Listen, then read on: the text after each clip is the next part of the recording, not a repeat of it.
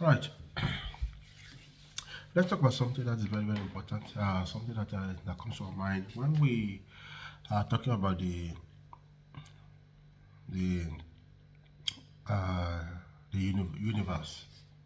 I should say that I label this concept as Zillion Universal. So let's pick a topic about the universe. The universe is very vast.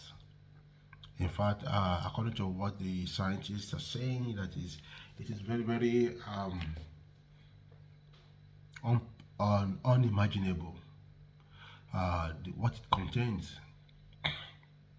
And the universe is something that make us, all of us, to be here. Without the universe, none of us would be here. Some people are, in fact, we forget that there are other planets over there. In our solar systems, according to the scientific research, it is said we have a sun, one sun, a very powerful hydrogen elements and other combinations of elements that forms our sun. In the center is sun, and everything that are rotating around it, um, most are clockwise. The other one, a few are just anti-clockwise. Maybe one or two planets are anti-clockwise. Of the Mercury, the Venus, the Earth, we are the Mars, and so on. Lack of Jupiter, Saturn, Pluto. I mean, we can start mentioning names. But what I'm trying to say is that, do we find time to really be knowing that we're just in the space? It's like we're just in the aircraft, that are just flying. Although we are moving, um, at an arrangement, around the sun. And some of us, we just go about our things. We are so much, so much uh, involved. We are so much swallowed up in our daily activities. How to make money, how to do this, how to do that, wife, kids, and everything. But we are forgetting the main thing, that we're just like inside an aircraft on this rock that is planet Earth, that is flying all around. And the scientists are so good with us that some of the discoveries that they're sharing with us are mind blowing, mind blowing, mind blowing. And sometimes I look into it and say that I don't even understand how all these things are working together. Sometimes I'm just I'm just in space. I'm just on the rock that is moving, tilting around and moving. The earth is tilting and it's circulating and going around. You can have a sun who is in the middle, and many things are just, aligned in an alignment and rotating around the sun. And I just look at it, and I'll be looking at it sometimes. I look at existence as it's beyond my imagination. So what I want to talk to you is about the thing that the observatory and telescopes, the powerful ones that are outside there. Some of the telescopes are sometimes we don't even sometimes we know about them, but we just hear about them. And I just hope it's not when asteroids will be coming towards the Earth that all of us will not be worried. Oh, let us, because it's one something just at the nick of time that humanity will be running around and thinking, oh, what's going to be happening? Some of the telescopes, I'll just share some few names with us. One of them is the Fermi Gamma Ray Telescope, which is called GLASS. I know it took one of the powerful image in the Milky Way center in the gamma radiation. Credit to NASA. Kudos to NASA for that. It was NASA that through that another one I want to share with you is called the Spitzer Space Telescope. It took one of the image of the Helix Nebula in the infrared light. A very interesting, powerful image. Please look up to that. Maybe on the NASA website. The other one is a Keck telescope. The Keck Observatory image, atop Mauna Kea. Is a jet propulsion laboratory. This one, the other two I mentioned before, they are one of the powerful telescope, but this other one is very powerful. Keck telescope. Another one, that I'll say is a Hubble Space Telescope. This one is in the space. it's in the low Earth orbit.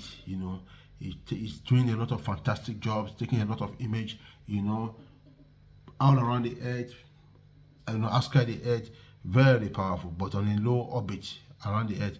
And one of the powerful ones that's very popular is the James Webb Space Telescope, which was launched by NASA too. Very powerful. And I want to talk about one telescope, which is very, very important to my heart, is South Africa Large Telescope. They call it SALT. This is one of the telescopes that is the largest, one of the largest in the southern hemisphere on the planet. Because some of the telescopes are, like a laboratory kind of setup, which is on the on the soil, on the planet, and some are launched into the space. And some of the telescopes are giving fantastic image. One of the ones that I hope and I pray myself, and I'm believing that I'll find myself down to South Africa one day and be able to to check these telescopes. So there's so many powerful things that these telescopes are doing, and some are even look way beyond even what we are seeing in our solar systems. There's some of these telescopes that I have not even mentioned that are so powerful, that are looking even into looking far beyond, and some planets, they call them exoplanets, that are not in our solar system, outskirts our solar system, that are being found. And the images are mind-blowing. Some are being used. Some of these images, are being interpreted, by scientists.